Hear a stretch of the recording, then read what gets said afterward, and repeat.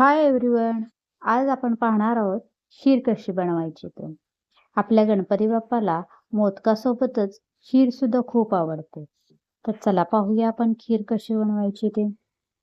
प्रथम मी 2 कप पाणी उकळून घेत आहे. उकळलेले पाणी घातल्याने सोजी फार छान शिजून येते. हे पहा. आता आपण हे इंडक्शनवर मीडियम फ्लेमवर पाणी प्रथम गरम करून घेऊया. पण खिरीसाठी काय काय लागते ते पाहूया. ही पहा. ही गव्हाची मोठी सोजी, गूळ, तूप आणि ड्रायफ्रुट्सचे काही तुकडे दूध घेतलेले आहे. आता मी कढईमध्ये तूप गरम करून घेऊन त्याच्यामध्ये हा सोजीचा रवा घालून घेत आहे आणि तो चांगला एकसारखा हलवत राहून चांगला भाजून घ्यायचा आहे. मी या गव्हाची सोजी ही गावाहून आणलेली आहे.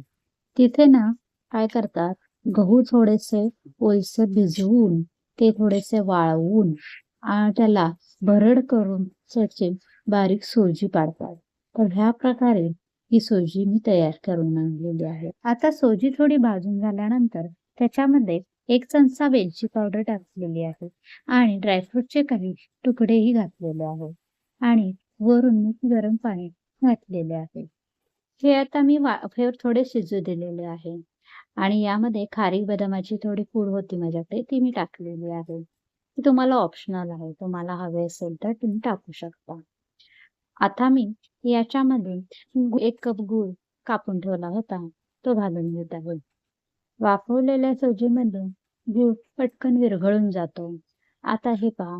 मी आता त्याला पुन्हा थोडीशी वाफेवर शिजू दिलेलं आहे. आता मी खोबऱ्याचे काही तुकडे घेतलेले आहे आणि त्याचं बारीक वाटण करून घेऊन मी त्या खिरीमध्ये मिक्स करत आहे. त्यामुळे खोबऱ्याची खूप छान टेस्ट येते आणि हे आता खोबरं मी याच्यामध्ये चांगले मिक्स करून घेतलेले आहे.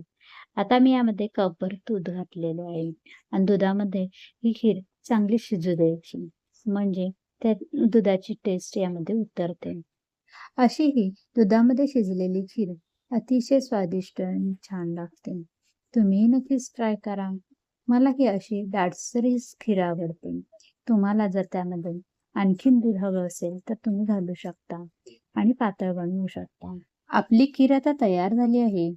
आता आपण ज्याकडे ही छोटी किसणी आहे त्याच्यावर मी हे बदाम किसून घेत आहे. आणखी एका बाउलमध्ये ही खीर काढून घेऊन मी त्याच्यावर खिसलेले बदाम आणि त्याच्यावर खोबऱ्याचा चव घालून घेत आहे. आणखी त्याच्यावर आपल्याला पाहिजे तेवढे दूध घालून घ्यायचे आहे आणि ड्रायफ्रूटचे काही तुकडे टाकून हे छान गार्निश करून घ्यायचं आहे आणि आपली खीर तयार आहे. गणेश चतुर्थीला खीर मोदकाचा नैवेद्य हा नक्कीच केला जातो. तुम्ही हे नक्कीच ट्राय करा. गणपती बाप्पा मोरया.